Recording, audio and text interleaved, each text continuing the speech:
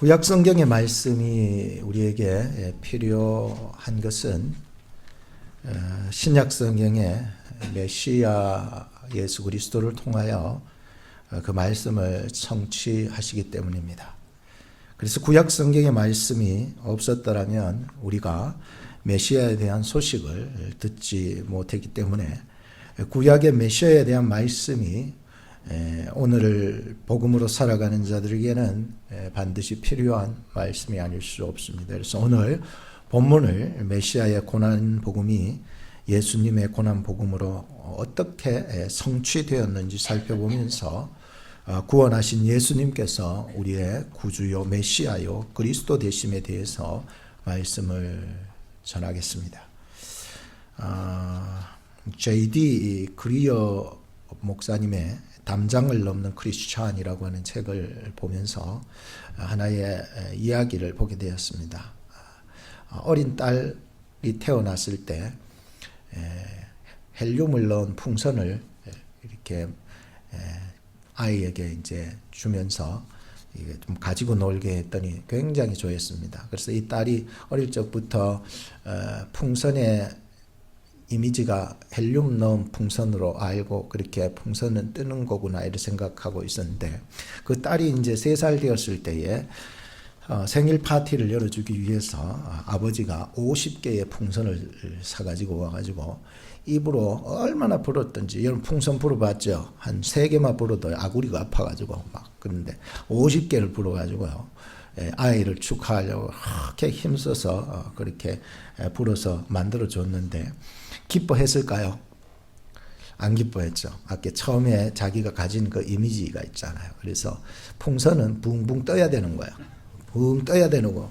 그 줄 묶어놓고 밑에 뭐 돌멩이 하나 매놔놓으면 붕 떠가지고 있어요. 풍선인데 풍선이 다 땅바닥에 있는 거예요. 그러니까 딸은 시큰둥했습니다. 그리고는 이렇게 말했죠. 아빠 왜 풍선이 뜨지 않아요? 그런 거예요. 아빠가 풍선을 들었습니다. 그리고 공중으로 툭 쳤습니다. 풍선이 휙 날아 공중에 떴습니다. 야, 공중에 떴지만은 잠시 후에 풍선은 다시 쭈르르륵 내려와서 땅바닥에 주저앉고 말았습니다. 그때뿐이었습니다. 헬륨 넣지 않는 풍선은 그때뿐인 것입니다. 마치 복음이라는 것을 설명하기 위해서 이 얘기를 던져주는 것을 보면서 저도 참 감명 있게 적용을 해보게 되었는데요. 복음이라고 하는 것은 잠시 충성했다, 잠시 봉사했다가 멈추는 게 복음은 아니라고 생각합니다. 우리 안에 복음이 들어왔을 때에 그것은 우리로 하여금 영원토록 목숨을 다하여까지 복음을 위해서 살 수 있는 게 영원한 복음이거든요. 그래서 우리가 비록 이 땅에서 쓰러지고 절망하고 괴로워하는 일들이 있다 할지라도 복음은 우리를 다시 그 자리에서 일으켜 세울 줄로 믿습니다. 그렇기 때문에 복음은요 우리에게 강력한 힘을 주는 그러한 능력인 것입니다. 프랑스의 작가 생테쥐베리라고 하는 작가는 이런 말을 했습니다. 사람들로 하여금 배를 만들게 하고 싶다면 조선 매뉴얼을 주지 마라. 작업팀을 조직해 나무를 제공하지 마라. 그럼 뭐 어떻게 해야 되는가? 그의 얘기의 뒷부분에 보면 이렇게 합니다. 그보다는 끝없이 펼쳐진 바다를 동경하게 만들어라. 이런 말을 했었습니다. 참 우리는 이 마음속에 있는 그 복음에 대한 열정과 그 광활한 그 광경들을 좀 꿈을 꿨으면 좋겠습니다. 우리의 눈앞에 있는 것만 보고 살지 말고 복음이 나를 통해서 어떻게 영향력 있게 발휘했고 나를 어떻게 변화시켜서 이렇게 강력한 힘과 능력이 되었는지를 좀 가슴에 품을 수 있었으면 좋겠다라고 하는 생각이 들었었는데 사도 바울 한번 생각해 보십시오. 그가 사도행전 2장 24절에 보면 나의 달려갈 길과 주 예수께 받은 사명 곧 하나님의 은혜의 복음 증거하려 하면은 나의 생명을 조금 더 귀한 것으로 여기지 아니하니라고 하십니다. 그래서 이 말씀을 보면서 사도 바울은 그의 인생에서 진귀한 보물을 찾았습니다. 그게 무엇입니까? 복음이었습니다. 예수 그리스도의 은혜의 복음 말이에요. 은혜의 복음. 예수님께서 여러분들에게 은혜의 복음으로 찾아오셨습니까? 오셔야 됩니다. 여러분들이 예수 얘기만 나도요, 눈물이 나고요, 십자가만 바라봐도요, 왠지 막 가슴이 뜨거워지는 그러한 복음의 열정이 다시 회복되기를 축복하는 것이죠. 그래서 사도 바울은 이거를 발견하고는요, 자기의 세상 모든 것 버려도 아깝지 않아요. 후회하지 않아요. 그리고 자기의 전 생애를 복음을 위해서 증거하려고 이렇게 다짐했을 때 정말로 그의 인생은 하나님 앞에서 정말 얼마나 귀하고 아름다운 인생이 되었나 한번 생각해 보십시오. 그의 순교와 죽음으로도 하나님 앞에 영광을 돌릴 수 있는 인생이 되었던 거예요. 오늘 저나 여러분들이 우리의 남은 모든 인생의 끝까지 하나님 앞에 영광이 되고 아름답게 될 수 있는 게 뭘까요? 복음 위해서 살다 죽는 거 아닙니까? 여러분들 코앞에 있는 그것만 위해서 살다 죽으면 뭔 영가입니까? 그죠? 그래서 내가 뭘 위해서 살다가 죽을 것이냐라고 하는 것이 여러분들의 인생에 꽉 잡으시기를 바랍니다. 한번 따라합시다. 예수를 잡읍시다. 복음을 잡읍시다. 예수님은 복음입니다. 이 존귀한 것을 발견하는 사람만이요, 이 인생을 끝까지 아름답게 하나님이 기뻐하시는 삶, 후회 없는 삶을 나는 살았더라 또다라고 하면서 끝마칠 수 있지 않겠습니까? 그죠? 오늘 우리가 복음 없는 삶을 살아가는 사람은 아무리 세상에 좋은 것을 다 가졌다 해도 하나님 앞에 후회할 것들만 쌓일 것입니다. 그래서 복음을 깨닫고 복음을 붙잡고 복음을 세상 속에 흩어 뿌리기 위해서 마지막까지 힘썼던 수많은 복음의 증인들처럼 말이죠. 우리도 정말 구약 성경에 나타나는 이 메시아의 예언이 예수 그리스도 안에서 어떻게 적용되어서 나를 어떻게 거듭나게 하여서 변화시킬는지 기대하면서 이 말씀을 들었으면 하는 것입니다. 1절 말씀을 한번 보시기 바랍니다. 우리의 전한 것을 누가 믿었느냐? 여호와의 팔이 네게 나타났느냐라고 말씀합니다. 여호와의 팔이라는 말이 눈에 쏙 들어오지 않습니까? 여호와의 팔이 되신 예수님에 대해서 먼저 말씀드리겠습니다. 오늘날에도 복음을 전하는 자들을 통해서 복음이 우리 주변에는 홍수같이 들려집니다. 여러분 사실 요즘 유튜브 시대가 많이 되었습니다.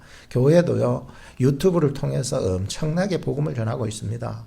그래서 어느 나라 어느 구석에 있더라도 말이죠, 하나님의 복음을 들을 수밖에 없습니다. 그러니까 이 복음이 엄청나게 홍수같이 밀려가는 이 시대 속에 온 천지 어느 세계 어디에서 있더라도 복음이 전해져요. 이 유튜브를 통해서도 복음의 메시지를 얼마든지 들을 수 있거든요. 근데 이렇게 복음이 홍수같이 밀려들수록 강팍한 사람들은 더 강팍해져요.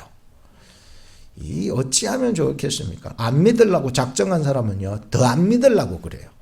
이게 복음이 홍수같이 막 밀려오는 이때에 불신자들은요, 끝까지 더 강팍하게 예수를 거부합니다. 복음을 절대로 안 받아들이려고 하는 시대가 온 것입니다. 그런데 하나님의 팔은 오늘날에도 여전히 이런 복음의 홍수 속에서도 불신자가 강팍한 속에서도 하나님의 팔이 여전히 구원하는 능력이 있다는 것입니다. 참 이게 기적과 이게 우리 비밀이에요. 비밀.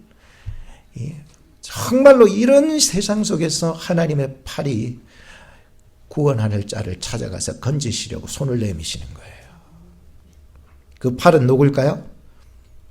예수 그리스도신 거예요. 복음이라는 거예요. 오늘 누구를 통해서 이 복음이 전해지기를 원하십니까? 하나님, 저 사람을 통해서만 전해지세요. 나는 빼주세요. 그러지 마세요. 하나님은 나를 통해서 복음이 증거될 수 있도록 나를 써주시옵소서 라고 해야 되지 않습니까? 내가 살아가는 이 현장, 이 시대, 이 삶 속에서 내가 어떻게 하면 복음으로 살아갈까? 한 영혼이라도 정말로 하나님께로 인도할 수 있는 영향력 있는 그런 역할을 하고 사명을 감당할 수 있는 사람이 된다면 하나님이 얼마나 기뻐하실까? 너는 내 종이라고 부르지 않겠습니까?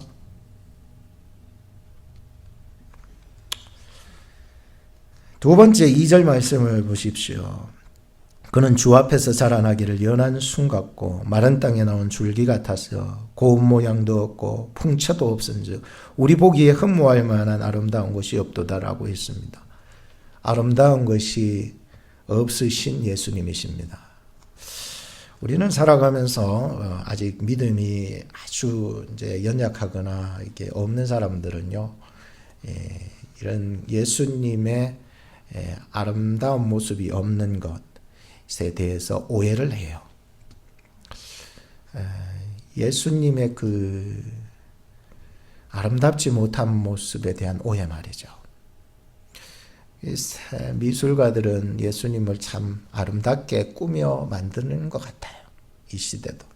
한국 사람은 예수님을 한국식으로 만들고, 미국 사람은 예수님을 미국식으로 만들고, 영국 사람은 예수님을 영국식으로 만들고, 여러분들은 여러분식으로 예수님을 만들고 있지 않습니까? 뭘 그렇게 아름답게 꾸미고 예수님을 아름답게 포장하고 있는지 모르겠습니다. 오늘 내 속에도 예수님에 대한 이 모습을 너무 과장 포장해서 내 식으로 믿지 않는가 생각을 해봅니다. 메시아는 고난이 없다는 생각으로 꽉 차 있습니다. 그것은 자기가 의롭기 때문에 그렇지 않습니까? 유대인들의 모습을 봐도 그래요. 유대인들은 이사야서 53장을 자물쇠로 걸어 잠갔습니다. 풀어주지 않아요. 왜냐하면은 이사야서 53장의 말씀은 우리를 죄에서 구원하는 내용이거든요.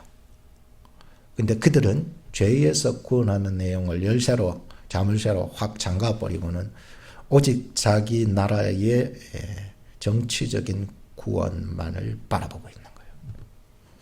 그러니 이 말씀에 대해서 이해하지 못하는 사람들에게 우리는 이 말씀에 대한 오해를 풀어줘야 합니다. 성경에도 보면 이 말씀이 무언가 고민하고 있을 때에 주님은 다가가서 이 말씀을 풀어주신 적도 있으십니다. 오늘 우리 마음속에도 이와 같이 예수님의 고난에 대해서 오해가 있다면 풀어야 합니다. 예수님은 우리를 정치적으로 구원하시러 오신 분이 아니고 죄에서 우리를 구원하여 주시려고 오신 구원자이십니다. 이것이 오해가 있으면은 여러분들 예수님을 바로 믿을 수가 없습니다. 참 불신자들의 모습이 그렇지 않습니까? 메시아는 고난이 없는 분이다. 오직 영광만 있는 분이다라고 착각해서는 안 됩니다. 메시아가 구원자인데 왜 메시아가 비참하게 죽느냐고 이 딜레마에 빠져가지고 헤어나지 못하는 자들이 되어서는 안 됩니다. 고난을 이해하지 못하니까 고난에서 다시 사는 것도 다시 오는 것도 믿어지지 않습니다. 예수님의 고난을 어떻게 이해할 것이냐라고 하는 것은 성경에서 굉장히 중요합니다. 그래서 예수 그리스도의 복음의 클라이막스가 고난입니다. 고난을 어떻게 이해하느냐가 굉장히 중요합니다. 이 정치적인 구원이 아니라 뭐에 대한 구원이라고요? 죄에 대한 구원이라는 거예요. 이걸 빼놓고 살아가면 유대인이나 똑같은 거예요. 예수님께서 여러분들의 죄를 위해서 이 땅에 오신 줄로 믿으시고 죽으신 줄로 믿으시기 바랍니다. 이 신앙이요, 우리를 바르게 인도해 나가요. 복음에 대한 이해가 바르게 돼가요. 그러나 오늘 우리는 메시아의 고난이 복음이라는 사실을 아는 것은 나의 죄를 철저하게 깨닫는 데서부터 시작돼야 돼요. 나는 벌써 하나님 안에서 의로운 자라고 딱 그것만 붙잡고 살지 마세요. 나는 죄인이라는 것을 철저하게 고백해야 됩니다. 이 철저한 죄에 대한 고백이 없이는요, 이 고난에 대한 의미를 모릅니다. 이 추악한 모습을 볼 줄 알아야 합니다. 저의 이 추악한 모습이 얼마나 더럽고 정말로 해도 안 될 게 인간이라는 거예요. 인간이 얼마나 철저하게 추악한 줄 아세요? 장차 지옥 형벌을 면치 못할 자였다는 것을 인정해야 됩니다. 저와 여러분들이 정말로 지옥 형벌을 면치 못할 그러한 인생이었다는 것을 인정하셔야만이 이 고난의 의미를 아시는 거예요. 하나님 앞에서 내가 얼마나 추악하였는지 하나님 앞에서 1대1로 하나님과 나와 단독적으로 깨달아야 합니다. 그때 그 절망과 흑암과 억눌림과 죄의 종노릇했던 것과 그 고통 속으로 나를 구원하시기 위해서 친히 인간의 모습으로 성육신 하셨던 예수 그리스도를 바라보는 거예요. 철저하게 낮아져서 철저하게 내가 죄인임을 인정해서 거기서 바라보는 거예요.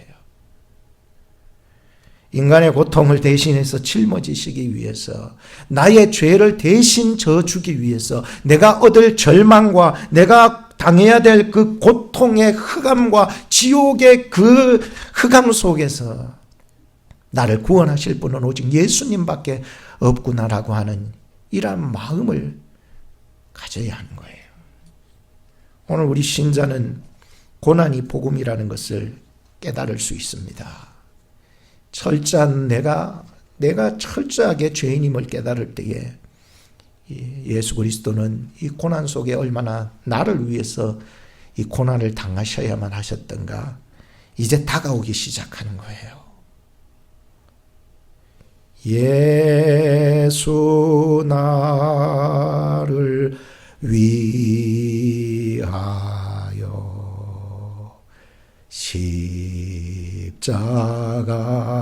십자가를 질 때 하나님의 은혜를 아는 사람은요 이 찬양을 부를 때마다 은혜가 돼요. 나 같은 죄인 살리신 주 은혜의 고마와 이게 부를 때 은혜가 되는 거예요. 내 인생의 여정이 끝나기 전에 이 찬송가 속에서 은혜를 받고 있어야 돼요. 그래야 천국이 점점 가까워지는 거예요.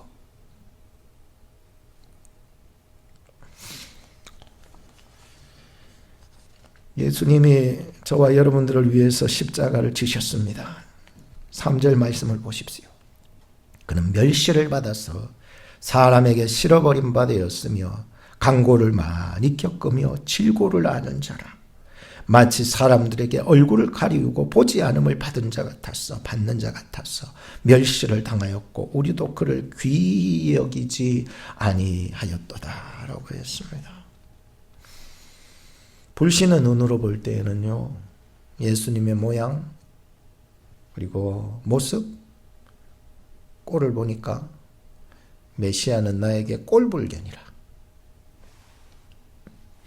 어릴 적에 그런 예화를 저도 많이 썼고 교회에서도 듣기도 했고 그랬습니다. 무슨 예화냐 하면은 어릴 적에 어머니가 얼굴이 일그러진 채로 니아까를 끌고 집을 향하여서 가고 있었는데 마침 딸아이와 함께 있던 친구들과 함께 마주쳤을 때에 친구들이 딸에게 물어봤잖아요. 저 아줌마 누구냐고 하니까 이 딸이 어머니의 그 일그러진 모습과 니아까를 끌고 가는 그 모습이 너무 창피해가지고 우리 집에 일하는 그런 식모라고 얘기를 했다는 얘기를 지금도 기억하고 있어요. 어릴 적에 듣고 했던 게. 여러분들의 예수는 누구십니까? 예수님의 꼴을 보니까 정말 여러분들에게 있어서 꼴불견입니까? 여러분들에게 식모 정도밖에 안 됩니까? 이렇게 존귀한 예수님, 내 생명을 살려주시기 위해서 당신의 얼굴은 찌그러지시고 대신 나를 살려주기 위해서 자신의 얼굴이 불에 탔어야만 됐었던 어머니의 그 사연처럼 예수님의 모습이 마치 너무 지저분하고 너무 추악하고 너무 멀리하고 싶고 말이에요. 여러분들의 방해가 되십니까? 어떻습니까? 오늘날 여러분들에게 예수님은 얼마나 존귀한 분으로 다가오십니까?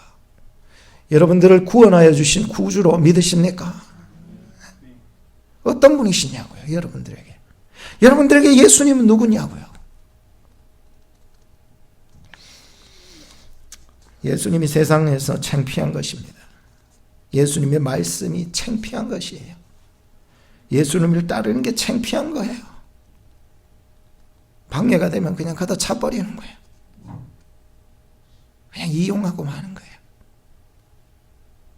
그래서 고난받는 예수님은 절기 행사 때만 그냥 주여 그랬다가 말아버리는 그런 존재로 전락하고 있는 이 시대를 봅니다. 그러나 고난받은 메시아가 나를 대신하여 그 고난을 받고 계셨다는 것을 깨달으셔야 합니다. 그러면 십자가는 더 이상 나에게 부끄러운 것이 아니라 십자가만 자랑하는 것이 되는 것이지요. 로마서 1장 16, 17절에 보면 바울은 복음을 부끄러워하지 않았다고 했습니다. 그것이 이 복음이 자기를 구원해낸 능력이 그 속에서 있었기 때문이었다는 걸 깨달았던 것이었습니다. 이제 그는 복음을 위해서 살아가는 인생이 되었습니다. 오직 그 믿음 하나로 말이에요. 예수님이 나를 위해서 이 땅에 오셔서 죽으셨다는 그 믿음 하나 말이죠. 한번 따라 합시다. 오직 의인은 믿음으로 말미암아 살리라. 믿으십니까? 4절 말씀을 보십시오. 4절에서 6절 말씀을 같이 보겠습니다. 그는 실로 우리의 질고를 지고 우리의 슬픔을 당하였거늘 우리는 생각하기를 그는 징벌을 받았어요. 하나님께 맞으며 고난을 당한다 하였노라. 그가 찔림은 우리의 허물을 인함이요 그가 상함은 우리의 죄악을 인함이라. 그가 징계를 받음으로 우리가 평화를 누리고 그가 채찍에 맞음으로 우리가 나음을 입었도다. 우리는 다 양 같아서 그릇 행하며 각기 제 길로 갔거늘 여호와께서는 우리 무리의 죄악을 그에게 담당시키셨도다 했습니다. 우리라고 하는 말이 몇 번 나왔습니까? 많이 나왔습니다. 왜 우리라는 말을 이 본문에서 또 강조하고 있습니까? 예수님이 그렇게 곤욕을 당하시고 침뱉음을 당하시고 채찍 맞으시고 십자가에서 가시 면류관을 쓰시고 옆구리를 찔리시고 모욕을 당하셨던 것이 누구를 위해서기 때문이에요? 우리를 위해서 그렇게 십자가에 죽으셨던 것이었습니다. 예수님의 십자가는 우리의 질고를 진 것이라고 했습니다. 우리의 슬픔을 대신 당하셨기 때문이라고 합니다. 그런데 우리는 생각하기를 왜곡된 생각을 하고 있습니다. 예수는 하나님께 죄를 지어가지고 하나님께 징벌을 받는 것이라고 착각한 것이에요. 우리의 생각이 얼마나 왜곡된지 몰라요. 빗나가고 있는 거예요. 이게 어디서 나옵니까? 예수님의 고난에 대한 오해에서 나오는 거예요. 정말 나를 위해서, 우리를 위해서, 인류를 위해서 고난받으셨다고 전혀 생각을 하지 않는 거예요. 생각이 마비가 되어버린 거예요. 마비가 되어버렸어요. 전혀 생각을 못하는 거예요. 오직 생각하기를 하나님께 죄를 지어가지고 하나님께 징벌을 받아서 예수는 십자가에 못 박힌 것이 나와는 상관이 없고 우리와는 상관이 없다고 이런 잘못된 생각을 가지고 이 땅을 살아가고 있는 게 얼마나 예수님에 대한 고난에 대해서 오해하고 있는 것입니다. 참 전혀 생각을 못하는 거예요. 나를 위해서, 여러분을 위해서 예수님이 십자가에 달려 돌아가 죽으셨다는 게 저주를 다 담당하셨다는 것을 여러분은 믿으시기를 바랍니다. 알지 못하는 게 참 위험한 짓인 줄도 전 이번 고난주간에 말씀을 연구하면서 알았습니다. 목사님 몰랐습니다. 여러분 알지 못한다는 것은 더 큰 죄를 범할 가능성이 있습니다. 그때서야 알았습니다. 주님 십자가에서 말씀하셨죠. 주님 저들이 하는 것을 알지 못하나이다. 알지 알지 못한다는 게. 여러분 알지 못하니까 예수님을 마음껏 훼손하는 거예요.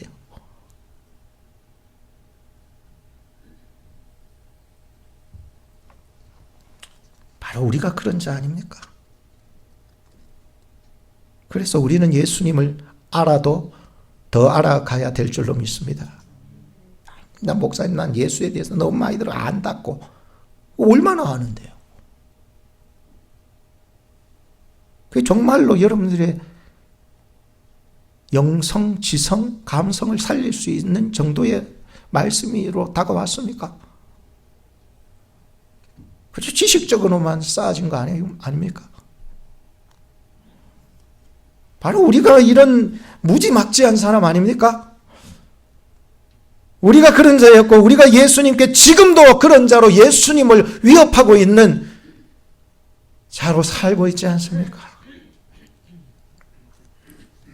5절 말씀에 보니까 그래서 우리는 예수님의 찔림이 우리의 허물 때문이고 예수님의 상함이 우리의 죄악 때문이라는 것을 깨달아 아는 것이 필요합니다. 참 그 깨달음은 오늘 우리의 지성, 감성, 의지를 자유하게 해줄 것입니다. 주님 감사합니다. 내게 복음을 주셔서 이제는 이 복음 안에서 나의 지성, 감성, 영성이 의지가 하나님 안에서 자유하게 하심을 감사합니다. 나를 더 예수를 알아갈 수 있도록 도와주십시오. 여러분 계속해서 들으셔야 됩니다. 반복해서 또 들으셔야 됩니다. 복음요? 잘한다고요? 끝입니까? 유대인 됩니다. 이제는 그 복음을 다시 깨달아 알고 다시 하나님 나를 사용하여 더 하나님의 복음을 위해서 살아가는 교회 되게 하여 주시옵소서 라고 해나가야 되지 않습니까? 그 정도면 많이 들었습니다. 이제 반복하지 마세요. 귀에 딱가리 가져가지고 이제는 듣기도 싫습니다. 여러분 자녀들 키워봐서 알잖아요. 한번 말하면 듣습니까? 들으면 좋습니다. 10번 말해도 한 번 들을까 말까. 귀에 딱가리가 지도록 하면 그제서야 한 번 말 듣거든요. 맞아요, 아이요. 한 100번, 1000번 말해야 겨우 들을까 말까 그런다니까요. 맞아요, 아이요. 한 10,000번쯤 얘기해야 그제서야 듣는 애들도 있어요. 네, 맞아요. 바로 그렇습니다. 우리는 뭐 다른 줄 아세요? 자녀들, 그런 자녀들을 보면서 내가 하나님 앞에 그런 인종이구나 생각해야지. 에? 얼마나 얘기를 해야 한 번 들을까? 목사님 그만 얘기하세요. 그러지 마세요. 복음은요 반복해서 전하셔도 됩니다. 10번, 100번, 1000번, 10,000번을 전하셔도 됩니다. 그제서야 겨우 복음의 한 피스 정도는 알까요? 에? 그런 우리의 인생 아닙니까?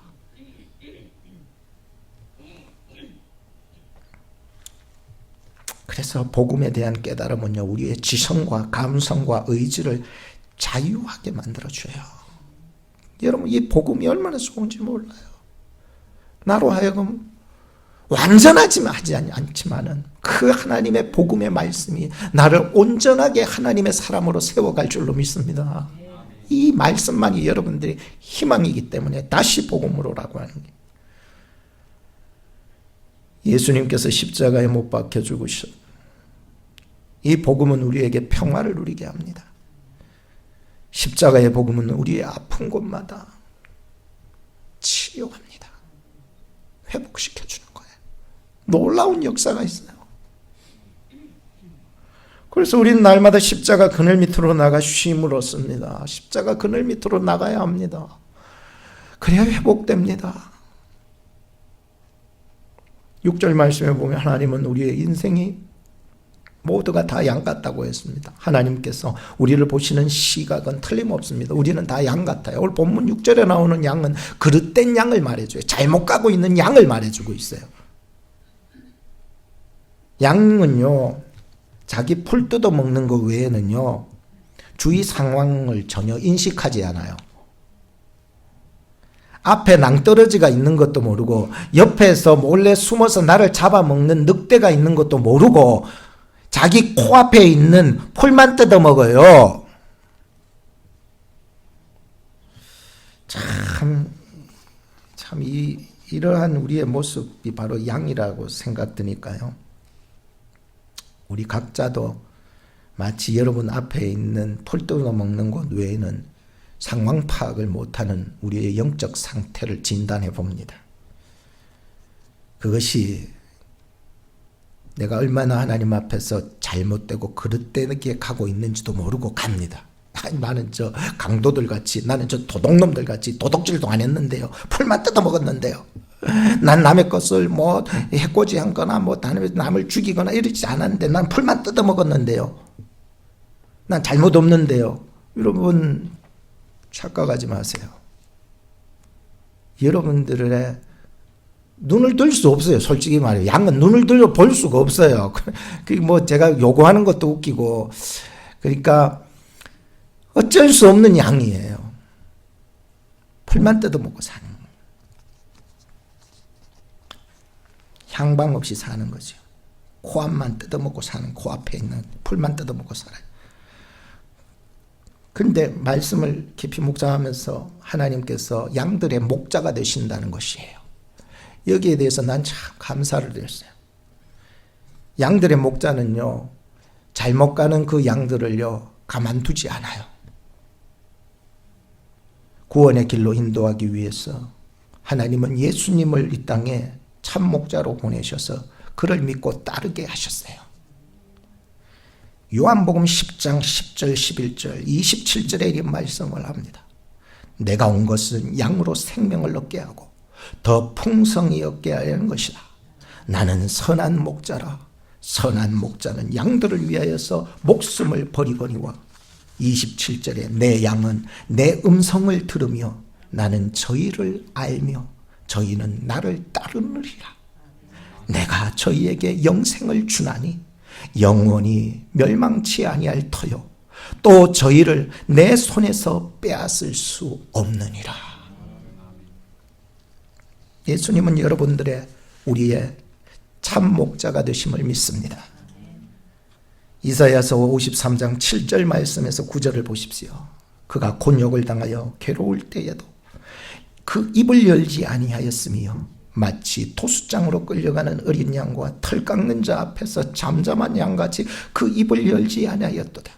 그가 곤욕과 신문을 당하고 끌려갔으니 그 세대 중에 누가 생각하기를 그가 산자의 땅에서 끊어지면 마땅히 형벌받을 내 백성의 허물을 인함이라. 누가 그런 말을 했었으리요. 깨닫는 자 없다는 거예요. 9절에 보면 그는 강포를 행치 아니하였고 그 입에 괴사가 없었으나 거짓이 없었으나 그 무덤이 악인과 함께 장사를 지내게 되었으며 그 묘실이 부자와 함께 되었다. 여기 상반적인 것이 딱 나오면서 우리에게 메시지를 주고 있었습니다. 예수님은 끝까지 침묵하신 예수님이셨습니다. 예수님은 양 같은 우리를 위해서 곤욕을 당하여 괴로울 때에도 입을 열지 않았다 합니다. 마치 도살장으로 끌려가는 어린 양처럼 끌려갔어요. 여러분 도살장 알죠? 도살장. 저는 어릴 적부터 도살장을 잘 압니다. 소를 많이 키우고 그랬다 보니까 소가 한번 끌려가면 어떻게 죽는지도 어릴 적부터 다 알아요. 비참하게 죽입니다. 촌에서 뭐 요즘 기계로 죽이는 거지 옛날엔 기계로 안 죽이잖아요. 비참하게 죽입니다. 처참하게 죽입니다. 예수님께서 마치 도살장에 가서 완전히 처참하게 도살되도록 죽이는데 마치 자기의 털 깎는 자 앞에서 잠잠한 것 같이 그 도살장으로 입을 다물으시고 끌려가셨던 거예요. 참, 그 당시 그 누구도 예수님의 죽으심은 세상 사람들이 범죄에서 받을 징벌로 생각했지 누구라도 한 사람이라도 내 허물, 우리 백성의 허물을 위해서 죽었다고 생각하는 사람이 없었어요. 그 누구도 말이에요. 예수님은 잔인한 폭력자도 아니었습니다. 입술로 입만 열면 거짓말하는 사람이 이 땅에 많은데 예수님은 절대로 그렇지 않으셨어요. 십자가의 두 강도들과 같이 대우를 받으셨어요. 그렇지만 그의 장례식은 상반적으로 달랐습니다. 부자요 사내들인 공회원이었던 아리마대 사람 요셉이 마련한 새 무덤에 부자들과 함께 장사를 지내게 되었다. 오늘 우리의 삶의 끝자락에 희망의 메시지를 주고 있습니다.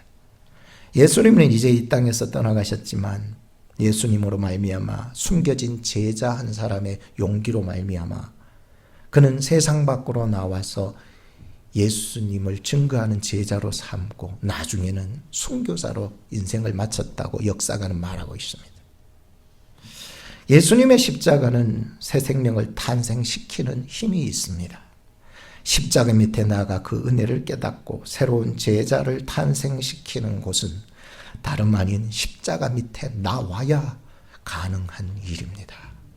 여러분 지금 고난주간은 아니지만 복음을 전하다 보니까 예수님의 고난에 대해서 말씀드리지 않을 수 없어서 이사야서 53장의 말씀을 가지고 오늘 저와 함께 말씀을 나누고 있는 것입니다.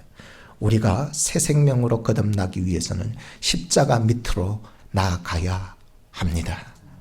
마지막으로 10절에서 12절 말씀을 보시면 자기의 영혼을 다 드리신 예수님을 볼 수 있습니다. 여호와께서 그로 상함을 받게 하시기를 원하사 질고를 당케 하셨은즉 그 영혼을 속건제물로 드리기에 이르면 그가 그 씨를 보게 되며 그 날은 길 것이요 또 그의 손으로 여호와의 뜻을 성취하리로다. 11절에 가라사대 그가 자기 영혼에 수고한 것을 보고 만족히 여길 것이라. 나의 의로운 종이 자기 지식으로 많은 사람을 의롭게 하며 또 그들의 죄악을 친히 담당하리라. 12절 같이 읽어볼까요? 시작.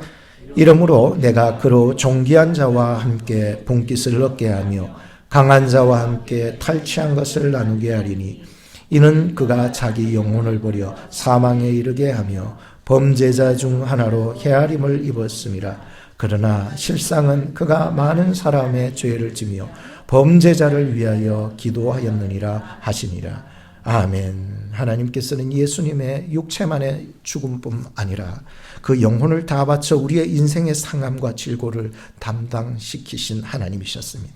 그것은 예수님께서 이 땅에 보내진 하늘의 미랄처럼 자기 자신을 완전히 땅에 희생시키심으로 말미암아 많은 열매를 얻게 하기 위한 하나님의 계획이셨습니다.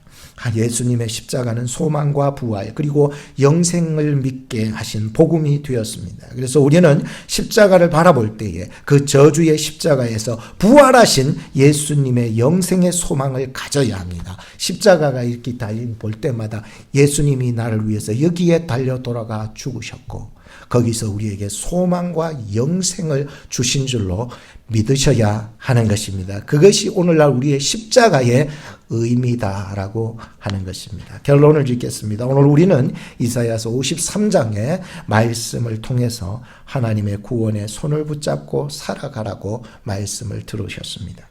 또 그 구원의 손은 예수 그리스도이시며 오늘날 우리가 예수님을 붙잡아야 할 이유는 그가 나의 죄를 대신하여 징벌을 받으셨고 우리를 구원하셨기 때문인 것입니다. 예수 그리스도는 그 많은 곤욕과 고통으로 우리를 저주에서 구원해 주셨던 것이었습니다.